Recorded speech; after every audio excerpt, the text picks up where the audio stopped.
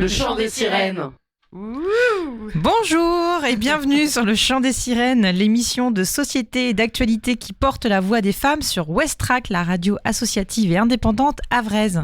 Ici, on parle initiative locale, fait du moment, infos et chiffres clés. On tire des portraits, on se pose des questions de société et surtout, on parle des femmes.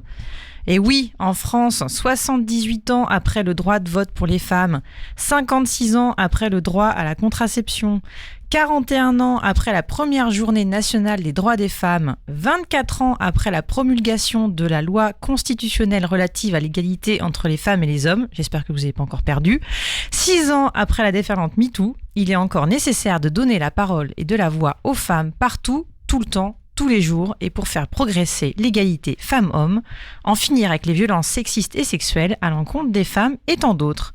Et voilà, c'est ça le chant des sirènes, entre autres, parce que c'est bien plus et encore. Et à chaque émission, les sirènes, les animatrices autour de ces micros, plongent au fond de l'océan de l'information pour vous dégoter dans la malle au trésor du féminisme, des sujets brûlants, des histoires passionnantes, révoltantes. Et croyez-nous, cette malle au trésor n'est pas près de s'épuiser. On est là depuis 93 émissions, ça fait environ 6 années en année sirène, quelque chose comme ça, et on sera là encore longtemps. Et ce soir, nous sommes particulièrement regonflés à bloc, comme des baleines, après une longue pause, histoire de laisser un petit peu le temps au récif corallien de se régénérer, et nous avec. Aussi musclés que Queen Bee, on a réveillé nos muscles endormis et on s'est préparé pour vous partager nos coups de cœur, nos coups de gueule, et vous emmener avec nous pendant 1 heure. Donc bienvenue dans le chant des sirènes, installez-vous confortablement, montez le son, car ce soir, dans la mer du féminisme, des sirènes vous ont concocté des petits bonbons sonores. Bonsoir Marine. Bonsoir. Bienvenue parmi nous. Donc toi, ce soir, tu laisses le sport et les muscles pour les autres, car bien au contraire, tu nous parles de flemme. Car ici, pas d'injonction et pas d'injection non plus. Que tu sois sportif du dimanche, de haut niveau ou atteinte de canapéite aiguë, tout le monde a sa place. Oui, je vais même parler de fléminisme. Très bon jeu de mots, je n'ai pas encore passé. Doris, bonsoir. Salut. Bienvenue également. Merci. Merci de nous rejoindre pour la reprise. Tu nous prépares des sujets en série. De quoi vas-tu nous parler au chant des sirènes ? De tueuses, évidemment. Alors, des tueuses en série ou pas, mais en tout cas, des femmes très, très, très méchantes. Ah, on aime ça. Cléo, bonsoir. Bonsoir. Comme on aime souvent le faire ici, tu vas nous partager un coup de cœur littéraire. Tout à fait. Donc, ça va être un livre que vous connaissez peut-être parce qu'il a été adapté en film. Ça s'appelle Noé et moi. Ça a été fait en 2007 par Delphine de Vegan. Et c'est la rencontre de 2 jeunes filles que rien ne prédestinait à être ensemble. Et voilà, elles vont se lier d'amitié. Parfait. On te retrouvera en fin d'émission pour nous parler de ce coup de cœur littéraire. Et bien sûr, Marie, sirène en chef, sera notre phare dans la nuit ce soir, puisqu'en plus de nous avoir concocté une sélection musicale aux petites algues comme d'habitude, elle assurera la technique avec Tiffaine. Attention, bonsoir tout le monde. Bonsoir et nous revoilà. Oui, je suis rassurée parce que Tiffaine est encore avec moi. Toujours là. Je suis là, toujours présente. Et oui, la technique aujourd'hui. Donc s'il y a des petites... imperfections, mais il n'y en aura pas. Mais il n'y en aura pas, bien évidemment. Ça, la perfection n'existe pas. Et ce sera parfait. Si, ça existe. À part toi, Doris. Oui. Mais avant de passer à la suite, j'évoquais tout à l'heure les cuisseaux galbés de Queen Bee. Alors au passage, on la remercie d'avoir écrit une mélodie rien que pour nous, pour notre nouveau jingle, ainsi que Rémi qui a retravaillé cette matière. Donc nouveau jingle radiophonique. Et Tiffany également qui a retravaillé tout ça et toutes les sirènes qui ont participé à cette nouvelle intro musicale. Merci Rémi. Et puisque j'en suis aux apartés, vous qui nous écoutez, qui êtes, je pense, extrêmement nombreux ce soir derrière votre poste ou qui serez nombreux en podcast, si vous voulez nous proposer un sujet, une chronique, nous parler d'un livre, un film qui vous a passionné, révolté, vous êtes toutes et tous les bienvenus, femmes, non-binaires, hommes. Contactez-nous soit via la radio Westrack, soit sur notre page Facebook, Le Chant des Sirènes. Désolé, on est un peu des boomers, on n'est que sur Facebook. Voilà, donc ça c'était Voilà, la petite mise en jambe pour revenir après de longs mois d'interruption du chant des sirènes. Mais on est toujours là et on vous lâche pas. Et donc, je pense que pour démarrer au mieux cette émission, l'idéal, c'est de le faire en musique. Parce que le chant des sirènes, c'est avant tout des découvertes musicales faites par Marie. Et accrochez-vous parce que vos nageoires vont se déhancher ce soir. Donc Marie, quel est le premier morceau que tu nous as sélectionné ? Eh bien écoute, c'est toi qui l'as proposé, Caro. Un morceau d'un groupe qui s'appelle Dam, qui signifie durable, éternel. Donc Dam en arabe, bien sûr, signifie en français éternel, durable. C'est une crew de hip-hop rap qui nous vient de Palestine, socialement engagée. En même temps, quand tu viens de Palestine, c'est difficile de pas l'être. Et qui nous envoie une fusion rap hip-hop qui donne envie de danser et de se révolter. Alors, le titre du morceau, hop. Voilà, parce que je ne pouvais pas le prononcer. Oui, bien vu. Et voilà, et du coup, on écoute le morceau de Dam. Alors, j'essaie quand même. Etam Najgaya Yama. Pas mal. Ouais, bien.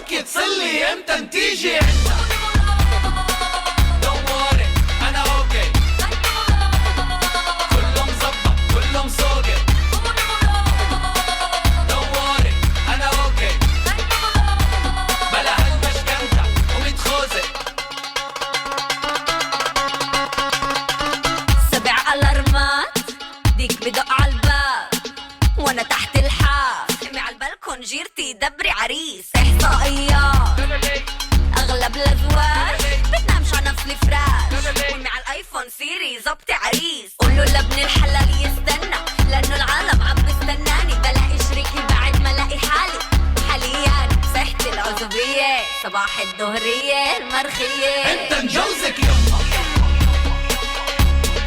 انت نتركز يما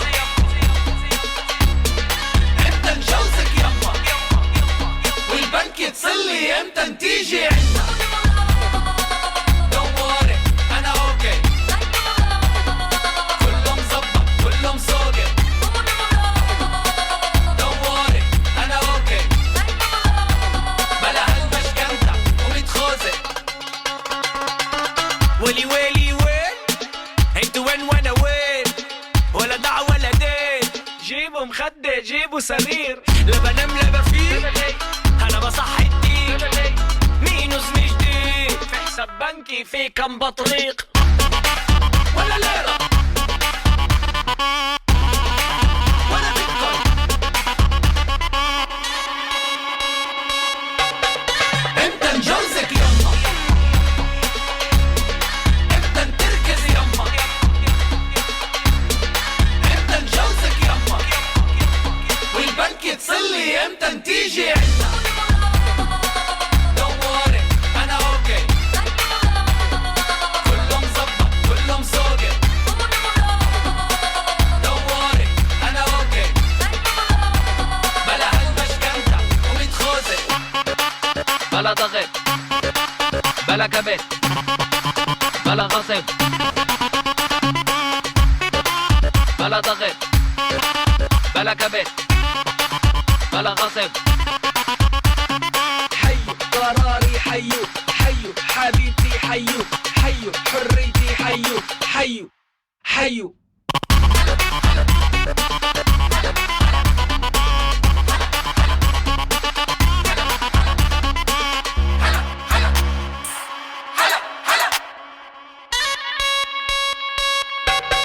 انت نجوزك يما ولا ليرة انت نتركز يما ولا بيتكوين انت نجوزك يما والبنك يتصلي امتى نتيجي عنا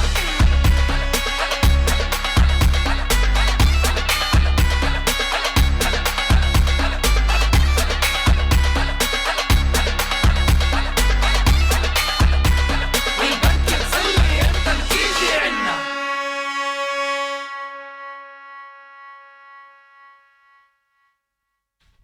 Vous êtes de retour dans le... Vous êtes de retour dans le chant des sirènes. On avait prévenu, c'est moi la technique. Hein. Oui, mais en même temps, il faut dire que le groupe, il nous a fait quand même une petite blague en mettant une espèce de pause, et tandis que nous étions en train de débattre de choses très intelligentes. Tout à fait. On a été un peu surprise. Donc, c'était Dame, un groupe palestinien. Merci Marie pour la sélection. C'est avec plaisir, c'est toi qui l'as choisi. Oui. C'est vrai. Voilà, merci, je t'en remercierai plus dans ces cas-là. C'est vrai. Du coup, comme chaque émission, ça, le chant des sirènes là-dessus, ça ne change pas. On aime parler des actualités. Alors, à une époque, on s'était dit qu'on arrêtait de parler d'actualités et des news tant qu'il n'y avait pas des bonnes nouvelles. Ouais, mais bon, je crois que si on faisait ça, on n'en parlerait plus. Donc, mais on continue quand même. On va faire une petite séquence actualités et news.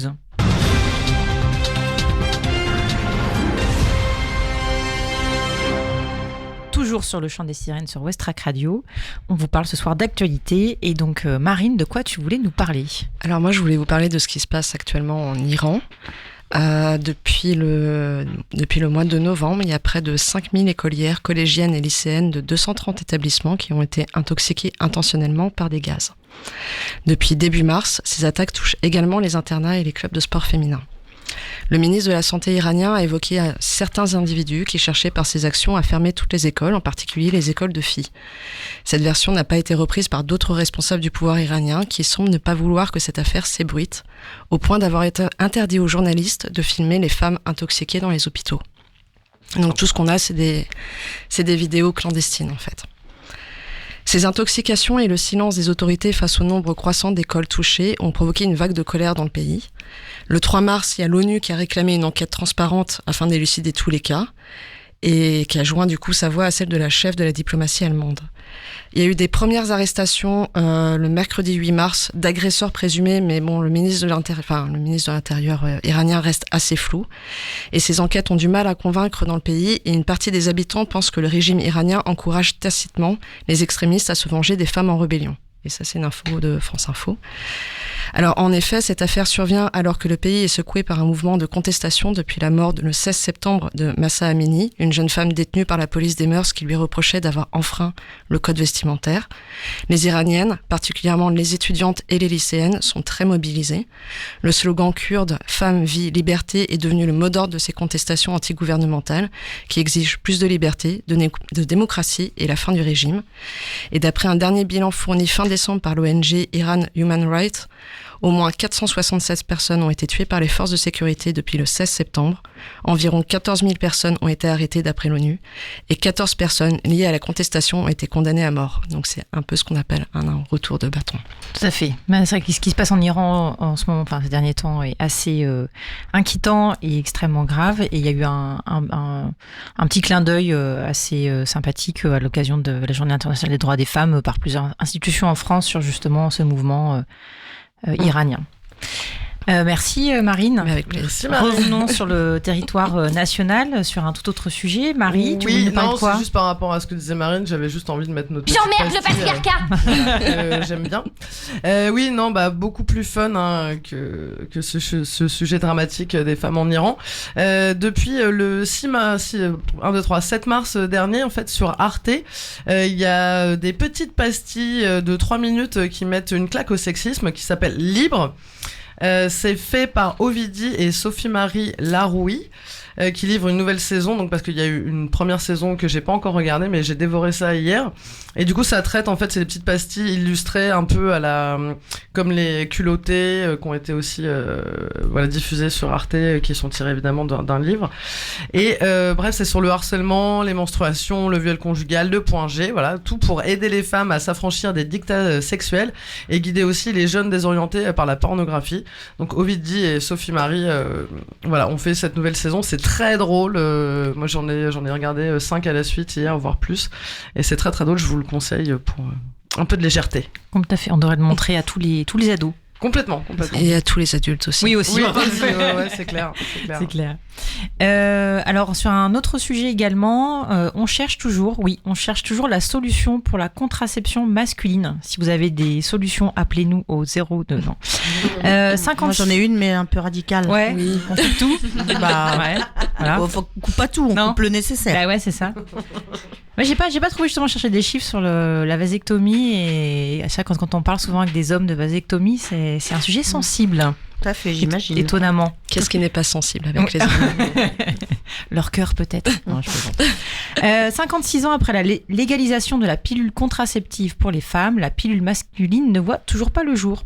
On tourne autour du pot en raison des effets secondaires. Bah oui, baisse de libido, prise de poids. Ce serait quand même un peu dommage que les hommes subissent tout ça. Bah oui, Les c'est pauvres. quoi les trucs de la pilule déjà, les effets secondaires de la pilule? Bah baisse de libido, prise Ouais, de c'est poids. ça. Ah oui, c'est ça. Oui, Il y avait une pilule Et d'ailleurs. puis les seins qui sont tout durs et qui font mal. Oui. Oui, les seins, puis les changements d'humeur, enfin voilà, etc.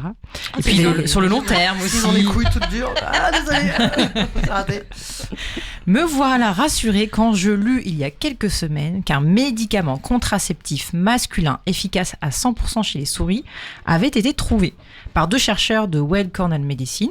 Il s'avère qu'il s'agit d'une pilule qui arrête temporairement les spermatozoïdes dans leur élan et prévient les grossesses. Donc c'est un contraceptif masculin à la demande, à prendre 30 minutes avant le rapport sexuel. Et ouf, testé sur des souris. Il n'y aurait aucun impact négatif sur la santé. Bon bah ça va, on est rassurés. Si pour ça nos marche hommes, sur hein. les souris, c'est que ça doit marcher sur les âmes. Oh, ouais. Bon voilà, encore une fois, c'est certes un petit pas, mais ça ne reste que un contraceptif à la demande à prendre 30 minutes avant le rapport sexuel. Merci. Faut déjà calculer quand même. Voilà, merci la spontanéité. Donc merci de revenir vers nous quand vous aurez une vraie solution, surtout que selon un sondage, 37% des hommes de moins de 30 ans se disent prêts à prendre une pilule contraceptive. Alors certes, c'est pas énorme, mais c'est déjà mieux qu'il y a quelques années. Donc les hommes commencent à être un peu plus à l'écoute et un peu plus près, donc profitons-en et mettons des moyens sur la recherche pour la pilule contraceptive. Marine, un autre sujet international. International et encore très réjouissant parce que je suis Mais quelqu'un on- de très Mais optimiste. on n'est pas là pour parler que des choses positives. Il y a plein de choses négatives à évoquer. Donc, Alors, je voulais parler en fait d'une enquête internationale inédite sur les féminicides politiques. Alors, un féminicide politique, c'est un crime qui consiste à tuer une femme pour la cause qu'elle défend, mais aussi parce qu'elle est une femme. Cette enquête a été menée par 10 journalistes membres du collectif indépendant YouPress, qui regroupe des journalistes indépendants. Dedans, il y a Anne-Laure Pinault. Oui. Ouais. Anne-Laure Pinault qu'on avait reçu ici pour le livre Quoi de meuf sans œuvre féministe culte à voir, à connaître, voilà. Ben là, ils ont fait, enfin, les 10 journalistes qui s'occupent de cette enquête ont fait un travail remarquable. Ça a été mené dans plusieurs pays, notamment le Mexique, le Kenya, l'Afghanistan ou encore la Grande-Bretagne. Et cette enquête est intitulée Femmes à abattre. Elle analyse 287 meurtres de femmes activistes dans 58 pays et interroge experts, ONG, avocats, avocates, survivantes, proches et familles des victimes pour comprendre la mécanique du féminicide politique. Alors, dans le premier épisode que vous pouvez retrouver sur Mediapart, le collectif explique que la base de données qu'elles ont montée montre que les militantes des droits des femmes sont de loin la catégorie de militantes la plus ciblée par des assassinats sur la dernière décennie. Elles sont suivies par celles défendant la cause des personnes LGBTQI+, de l'environnement et de l'accès à la terre. Dans 100% des meurtres, quand les auteurs étaient connus, les assassins étaient des hommes. Alors dans les mécanismes analysés par l'enquête, on retrouve notamment les campagnes de harcèlement et de diffamation sexiste préalables au meurtre, donc les diffamations sexuelles, l'accusation d'être des mauvaises mères, etc. La non prise en considération des plaintes par les services de police sur les menaces de mort qui visaient les victimes. Une forte représentation de l'overkilling, donc c'est l'appel de surtuer, c'est-à-dire l'acharnement sur les corps des victimes lors des meurtres. Et les suicides maquillés, beaucoup de suicides maquillés, ou aussi des suicides provoqués à force de campagne de harcèlement, et l'impunité aussi, parce que seuls 15% de ces féminicides parviennent à atteindre le stade du procès. À noter aussi la frontière fine qui existe entre féminicide intime et politique. En effet, l'enquête révèle que 5% des féminicides politiques sont commis par des conjoints et 2,5% par d'autres membres de la famille. Donc si vous voulez plus de précision, une inscription à la newsletter ou faire un don, parce que c'est un collectif de journalistes indépendants, vous pouvez aller sur le site femmesaabattre.com et vous pouvez aussi retrouver les articles sur les médias partenaires, La Déferlante et Mediapart, qui ont déjà consacré des articles dessus. Donc c'est une lecture qui est dure, mais qui est nécessaire. Et puis, comme tu le suggérais, on invitera Anne-Laure Pinault Voilà, à ce venir serait en bien. parler parce que ouais, voilà, grave. elles ont eu aussi beaucoup de difficultés à mener toutes ces enquêtes et ça a été vraiment un sacerdoce. Donc, ce serait super intéressant qu'elles viennent nous en parler. Et c'est vraiment un super boulot elles ont fait Oui, principalement. qu'elles ont fait.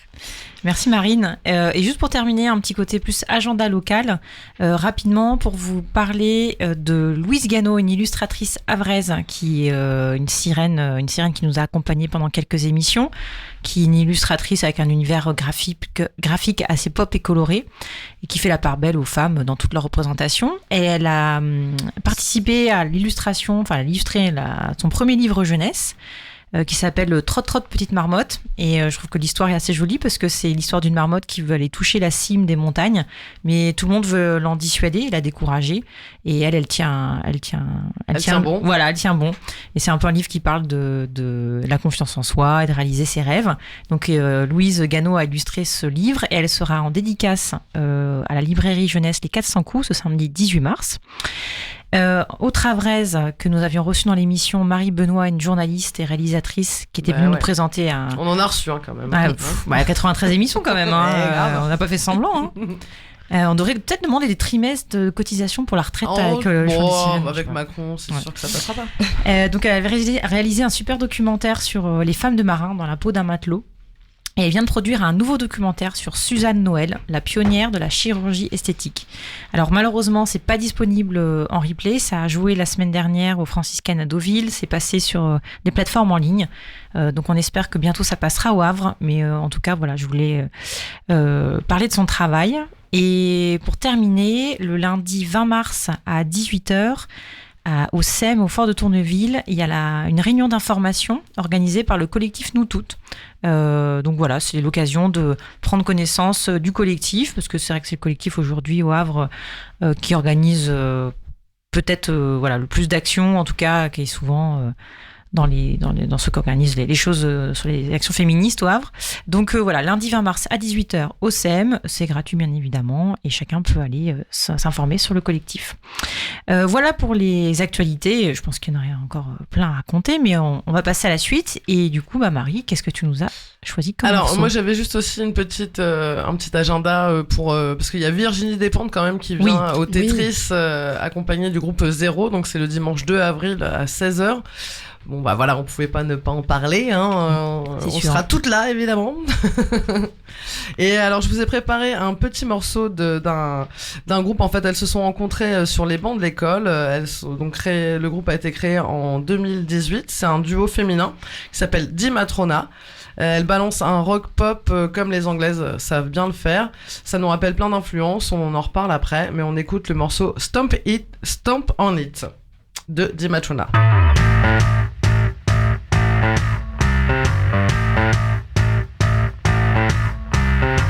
Now tell me, baby, do you recognize me? You're like a magnet of attraction, you're so carefree. I got a fever, you're such a perfection. Just like a treasure, you belong in my collection. Out of the darkness comes an angel with your face on it. You're my religion, baby, come and put a stamp on it. Stamp on it. You got me running to discover what all you hiding feels like you were undercover. I feel it rushing underneath of my skin. You cut your teeth and make, come on, just let me live. Out of the darkness comes an angel with your face on it. You're my religion, baby, come and put a stamp on it. Stamp on it.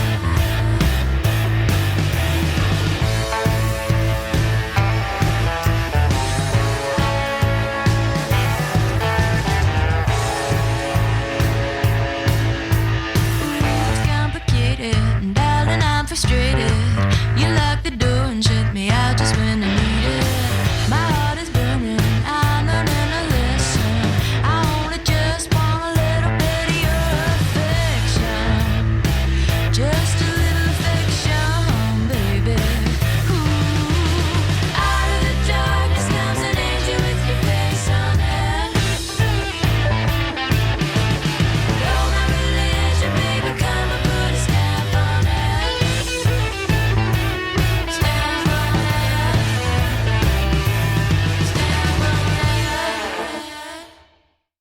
Vous êtes toujours sur le chant des sirènes dans Westrack Radio, l'émission féministe havraise.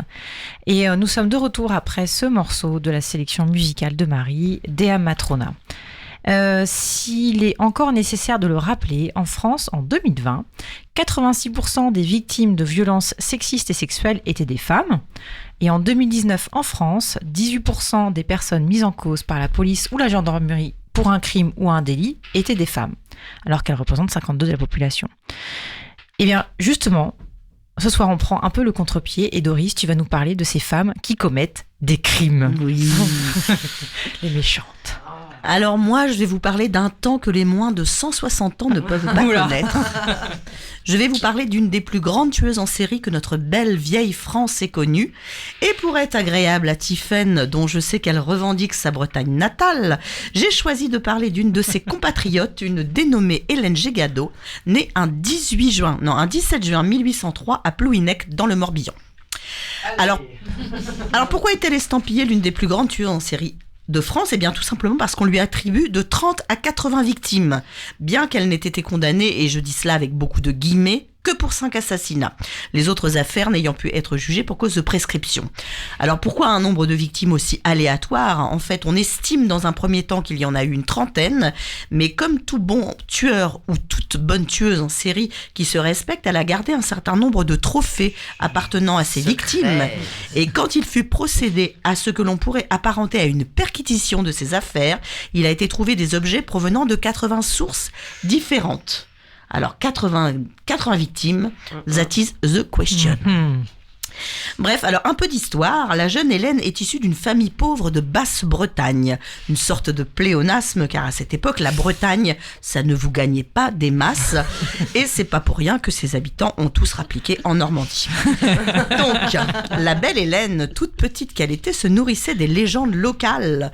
On la disait notamment traumatisée par un personnage nommé L'Ankou, protagoniste essentiel dans la mythologie bretonne, qui revient assez régulièrement dans les contes et qui est représenté par un homme très grand, très mince, ou par un squelette recouvert d'un linceul.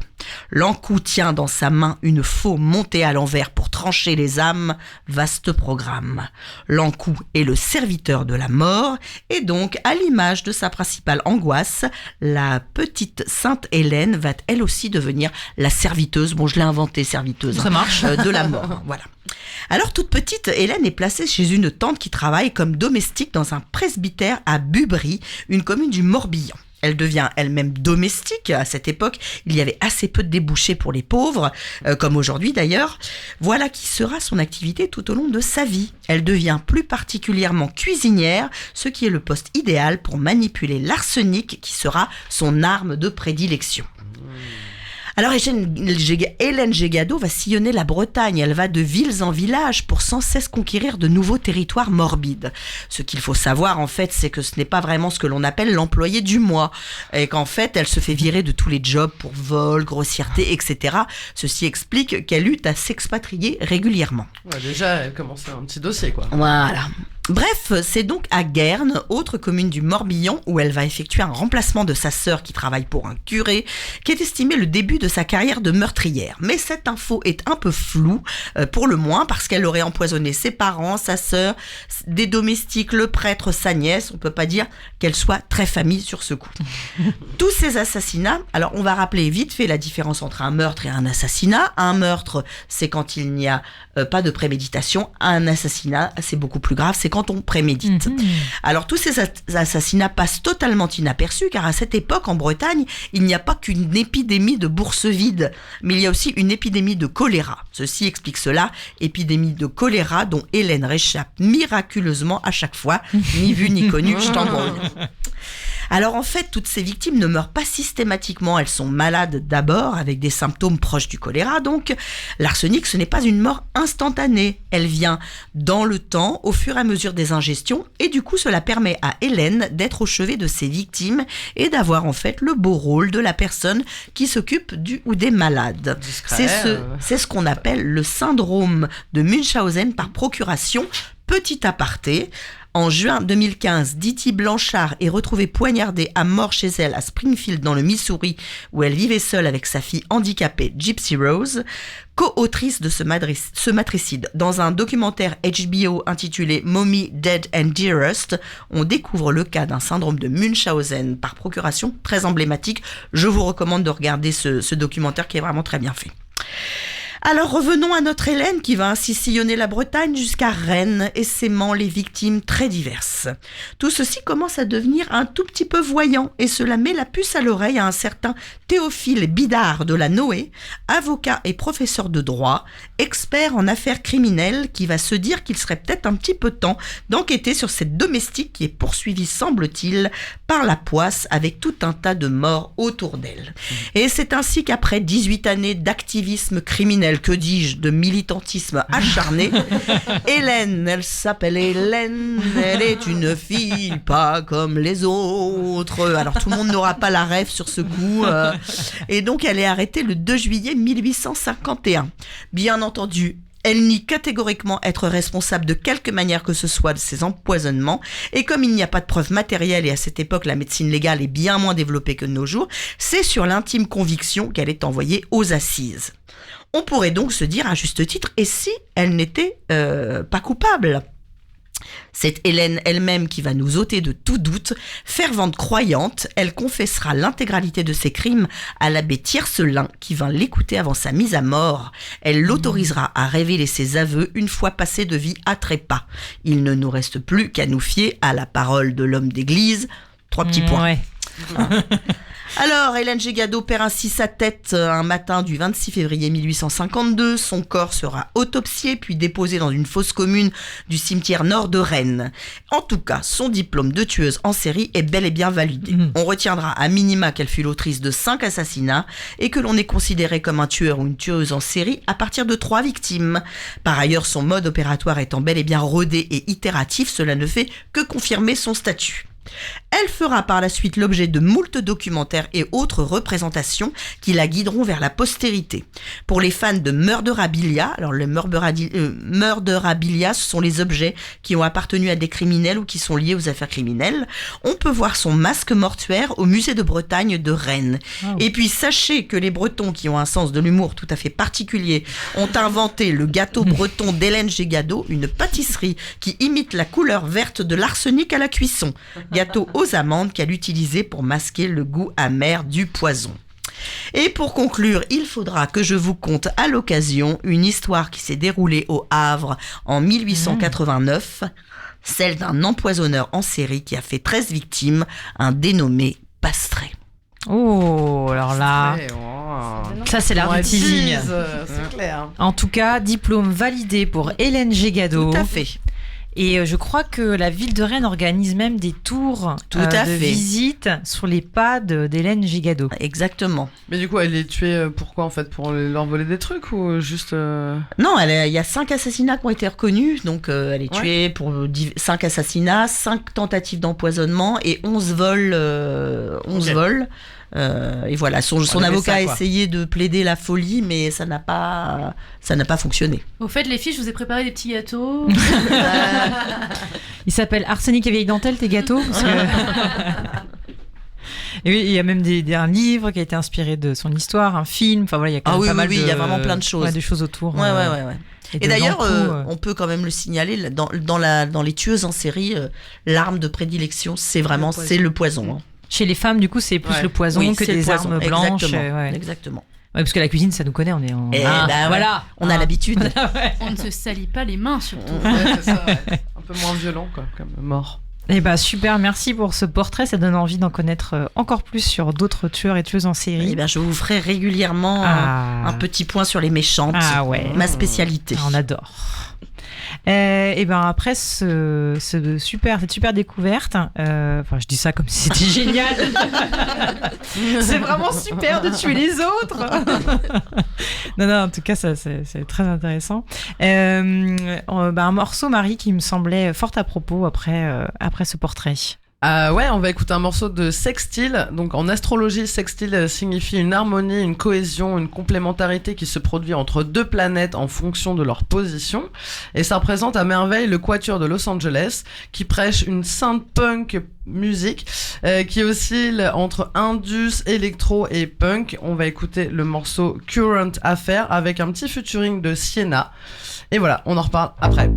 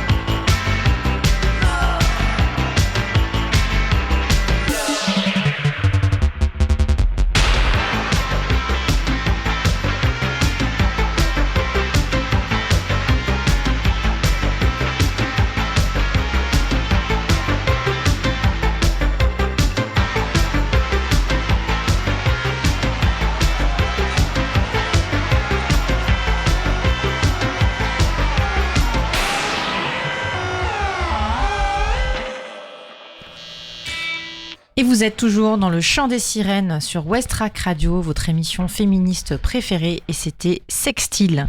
Ce soir, on vous parle de plein de choses et on a nos micros ouverts pour vous raconter tout ce qu'on aime, tout ce qui nous tient à cœur. Et certes, ici, on milite pour l'égalité femmes-hommes à tout point de la société et dans le cadre professionnel notamment. On en a parlé plein de fois.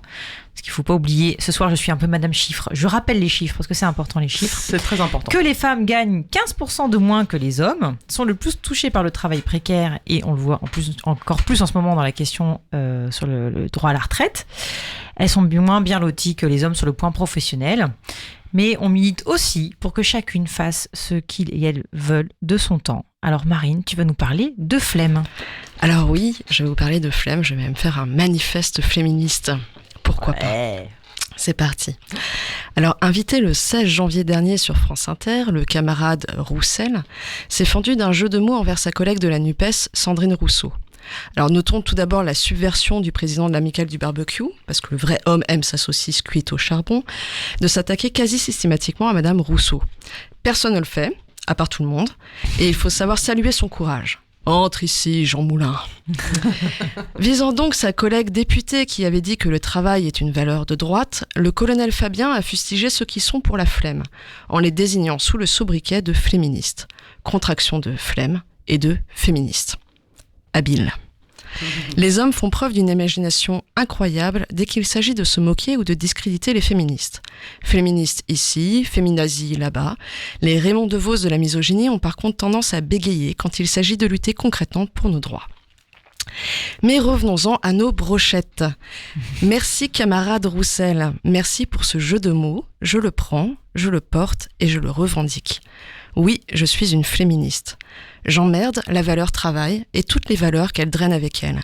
J'emmerde la productivité, l'ambition, la compétition, la mise en concurrence, l'exploitation des corps et des ressources, la croissance, les PIB, les IMC, la réussite sociale ou la méritocratie.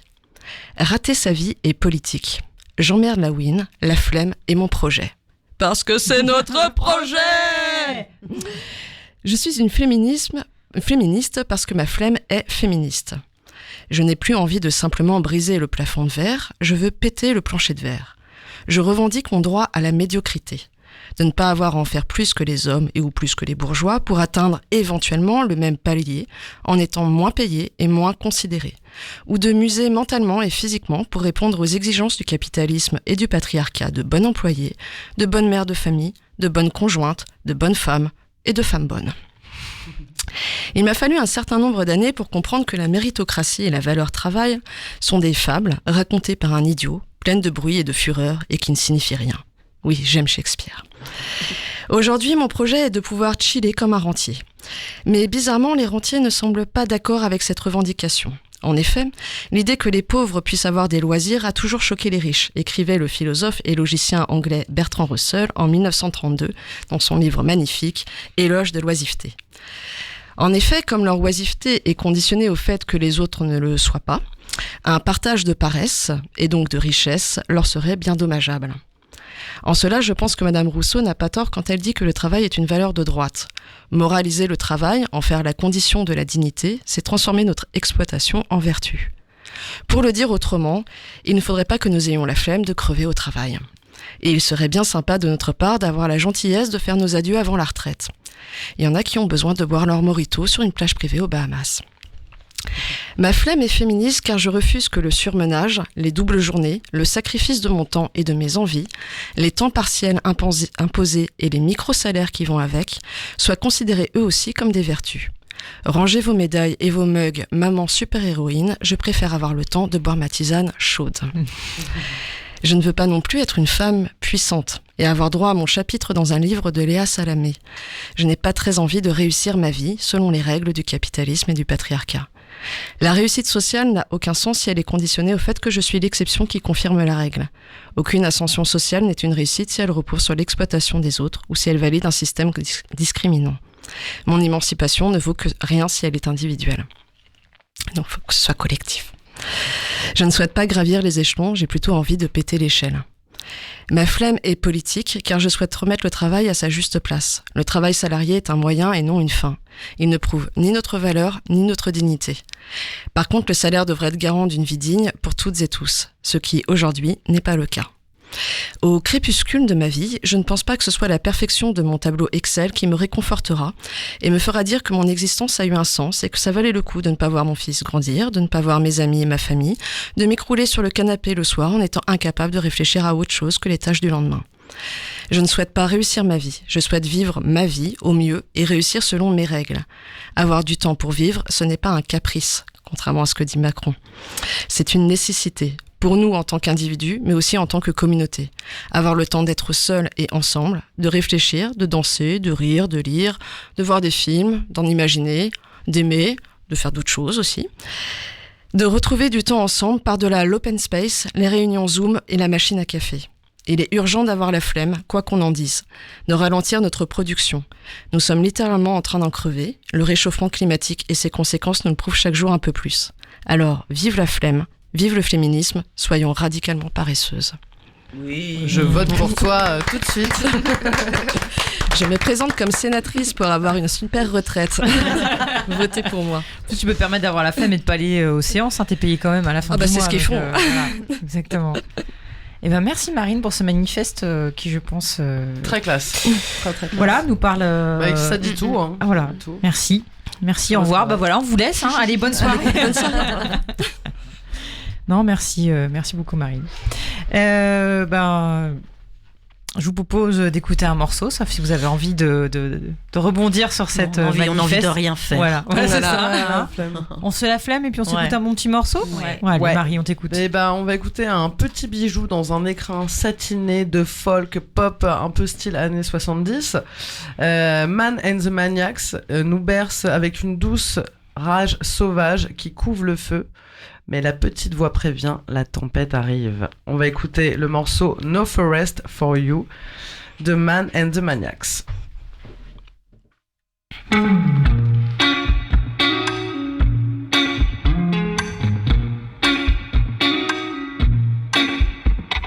All this time I thought I was free. All this time I thought I could be me. But now I'm walking up the hill. But now, but now, but now. But now I'm walking up the hill. But now, but now, but now, there's a forest, beautiful forest I'd like to walk into. Beautiful forest, but I'm too scared. Where the girl can't go in. Where the girl is not free. Where the girl can't go in. There the girl is not free.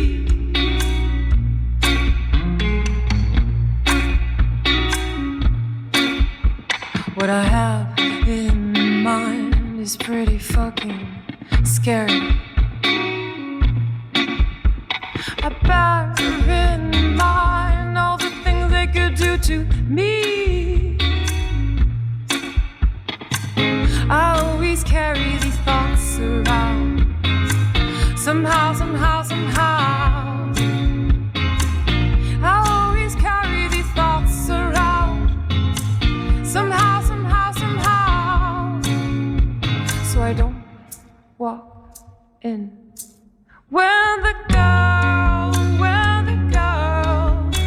can't go in.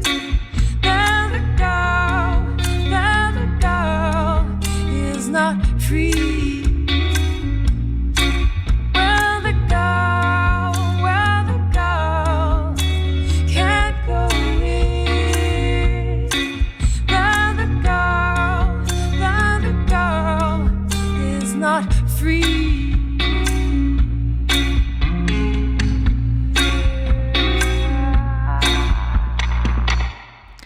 Et vous êtes sur le Chant des Sirènes sur Westrack Radio. Donc on vient d'écouter Man and the Maniacs. Tout à fait, Marie, tout à fait. toujours par une sélection musicale. Pas Marie, ouais, la soirée Petits oignons. aux petites algues. Ah, petites algues, pardon. Petites algues marinées, teintées d'iode.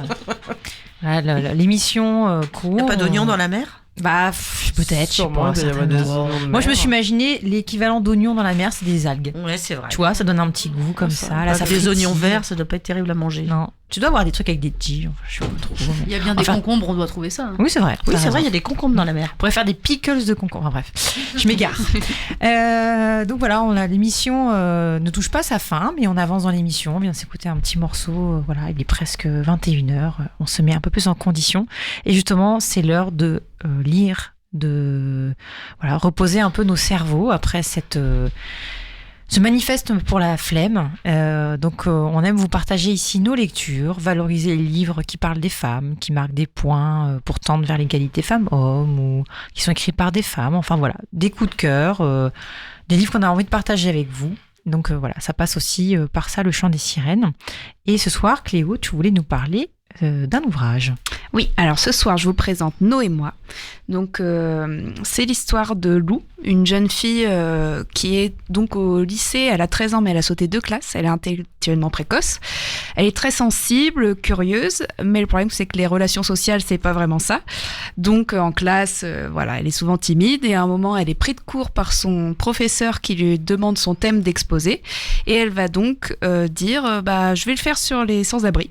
Et plus précisément... Au pif, quoi. Au pif. Voilà. Mais en fait, cette jeune fille, elle se balade dans la gare souvent. Elle va observer un petit peu les gens passer devant elle. Et puis, elle a vu une jeune femme SDF. Donc, elle s'est dit, je vais faire son parcours de vie. Et comment? En l'interviewant. Donc, il faut aller après demander l'avis de la jeune femme en question, qui accepte. Et donc, de là va se faire une interview qui dure pendant plusieurs semaines, où on va apprendre pourquoi elle est arrivée là. Donc, elle doit avoir 16 ans, pas plus. Et en fait, quand vient le moment où elle finit son exposé devant la classe, qui a pas mal de succès, d'ailleurs son professeur aime bien, ses camarades aussi qui la félicitent, alors que d'habitude elle était un peu plus mise de côté, et bien elle n'a pas envie d'en finir là. Et donc du coup c'est là où va commencer l'aventure pour voir un petit peu comment elle peut l'aider à sa moindre échelle.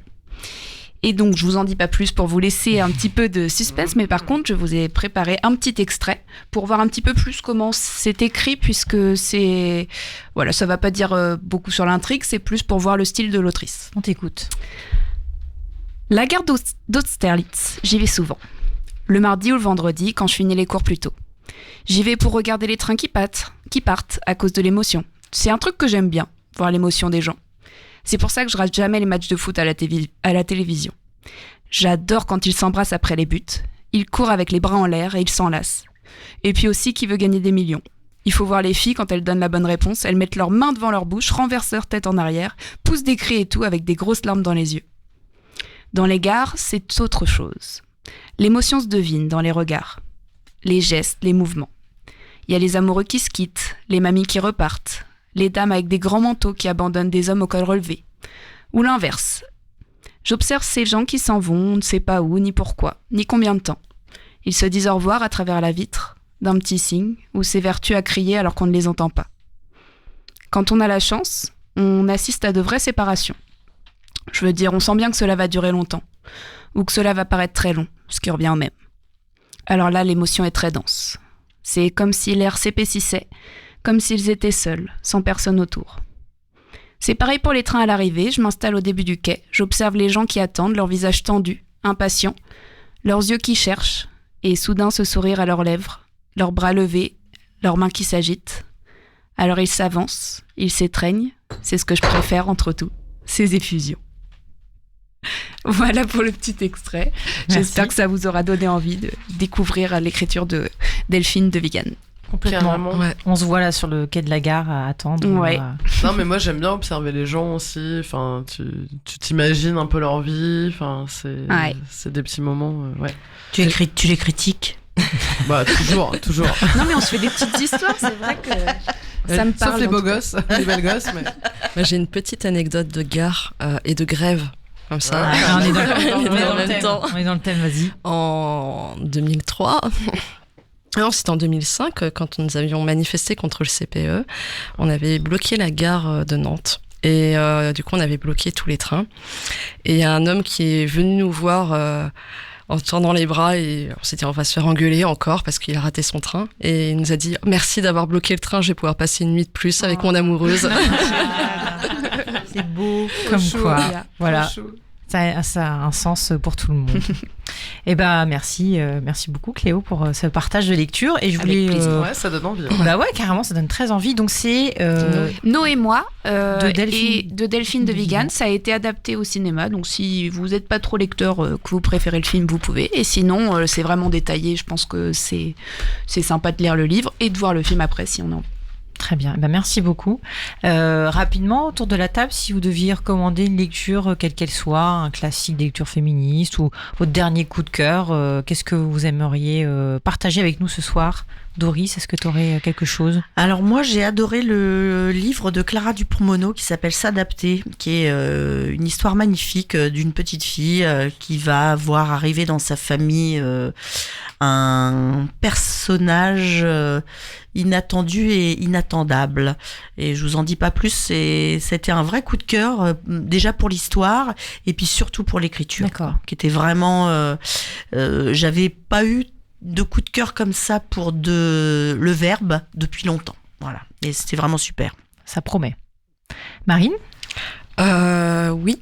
Alors moi, je recommande la magnifique, superbe et très documentée, très bien écrite BD de Julie Guillot et de Daphné Guillot qui s'appelle « S'il suffisait qu'on s'aime », chronique des années PMA pour toutes, qui raconte l'histoire d'amour entre Julie et Daphné au début de la manif pour tous, et donc elles reviennent comme ça sur toutes ces années de violence homophobe, voilà, jusqu'à aujourd'hui, de la promesse non tenue avec le mariage pour tous, de la PMA pour toutes qui aurait dû être votée au même moment, et comment elles et leur parcours de PMA à côté. C'est une très très belle BD que je conseille à tout le monde. Voilà. Merci pour le partage. Marie, est-ce que tu as quelque chose à nous partager également ? Alors oui, moi j'ai un livre qu'on m'avait offert pour mon anniversaire qui s'appelle Zizi Cabane. Alors attendez, je cherche, c'est de Bérangère. Oui, je te prends pied levé comme ça. Ouais, carrément, puis vu que j'ai une mémoire de poisson rouge. Mais on mettra dans l'émission les références. Voilà, mais bref, ça s'appelle Zizi Cabane, c'est une très belle histoire d'une famille en fait qui emménage, enfin qui quitte un peu la vie stressante du travail, de la ville, etc. et qui arrive dans une petite bourgade au pied des montagnes et la maman disparaît de cette famille. Et du coup, c'est l'histoire de la famille qui continue avec cette cabane qui prend l'eau tout le temps, et voilà, c'est très très beau, c'est très triste, mais c'est très touchant. Enfin, et pourquoi adoré. Zizi Cabane ? Eh ben, c'est la petite fille en fait, je sais plus trop dans le livre d'ailleurs pourquoi c'est Zizi Cabane. Ah oui, mais attends, la jeune Zizi Cabane, oui, donc ça doit être la petite fille en fait, parce qu'ils sont trois, une fratrie de 3, et je crois que c'est la petite qui s'appelle Zizi. D'accord. Bah, ils ont trouvé des très bons prénoms, les parents, c'est très original. Je pense. Et Cléo, tu as quelque chose à rajouter ? Oui, alors je me souviens plus du nom, mais par contre c'est par l'autrice, Coco, qui a survécu aux attentats de Charlie Hebdo, et donc c'est justement le livre qui parle. C'est une BD illustrée avec la vague, la grosse vague bleue là de, je sais plus. Ah pardon. La vague bleue. Attends, je cherche. Vous savez, la vague japonaise qui est vraiment le tableau très connu. Ah oui, complètement. Et donc elle raconte son parcours pour se sortir de... Parce que c'est elle qui a ouvert la porte aux terroristes. Donc son parcours pour s'en sortir... Voilà. Bon, c'est une note un peu triste pour finir, mais... Pas dessiné encore, non, c'est pas ça. Moi, tu nous retrouveras la référence et puis on fera... justement, voilà, c'est l'occasion de commencer à vous laisser après cette émission. Moi, j'ai pas le droit. Ah si, Tiffany, bien sûr, tu as le droit. Oh là là, mais bien, non, mais les Bretons, ils sont toujours en train de revendiquer les trucs. Moi, je donne juste un coup de main, j'ai plus le droit de parler dans le micro. Ah, t'as pas de micro ? Moi aussi, regarde. Oui, bah, tout à fait. En fait, dans la côté littérature, j'avais envie de parler d'édition, juste parce que je suis très réseaux sociaux, de façon générale en ce moment. Très social. Et je suis une éditrice qui est indépendante, qui s'appelle Marion, et qui reproduit... les schémas classiques aussi des relations instaurées dans la littérature que je trouve très chouettes. Et il n'y a pas très longtemps, pour les périodes de fête, elle proposait des littératures et j'ai acheté un des livres qu'elle proposait que je trouve très chouette. Alors ça n'a rien à voir forcément avec le féminisme, etc. Mais pour tous ceux et toutes celles qui auraient du mal à se mettre à la littérature, je trouve ça cool, pour avoir les références en tout cas. C'est Les Bolos des belles lettres, la littérature pour tous les Waloufs. Ouais. Et c'est vraiment très chouette parce que du coup, ça vulgarise un peu tous les grands classiques et...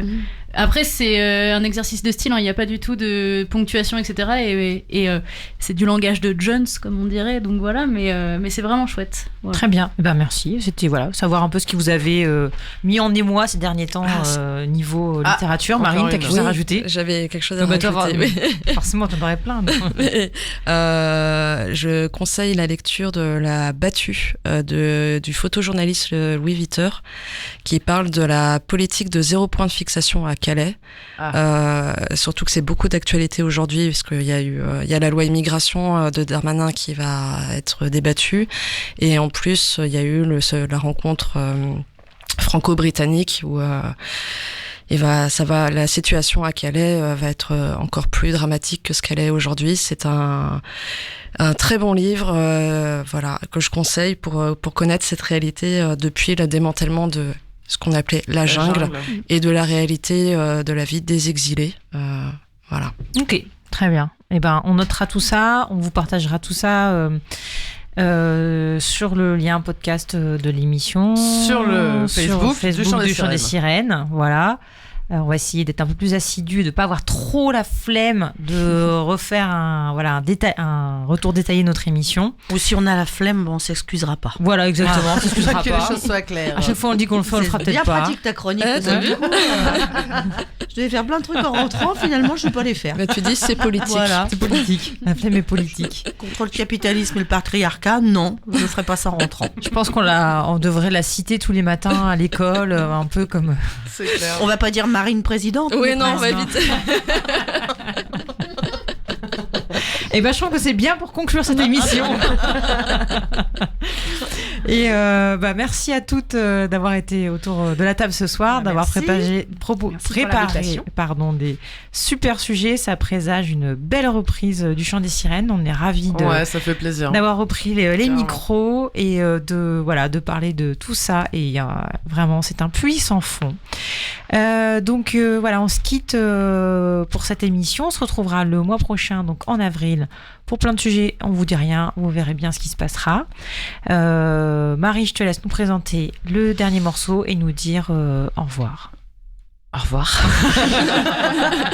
Non, alors le dernier morceau, c'est un groupe So British, porté par un saxophoniste de génie, un chanteur crooner contemporain, dans la grande tradition anglaise, encore, la grande tradition anglaise de l'excellente fusion mêlant jazz rock alternatif et post-punk exotica aux influences nord-africaines et aux voix chamaniques partez pour 5 minutes de trance. Franchement, moi, c'est un morceau qui me fait vibrer, que j'ai envie d'écouter tout le temps, j'ai envie de danser, d'être en transe. Donc, on vous quitte sur ce beau morceau. Bonne trance. Bonne trance, dansez dans votre maison avec les gens avec qui vous habitez. Les plantes, les chats, les gens, enfants, vos amoureux et amoureuses, voilà. Allez, gros bisous, on se retrouve dans un mois. Ciao, ciao. Salut. Miami,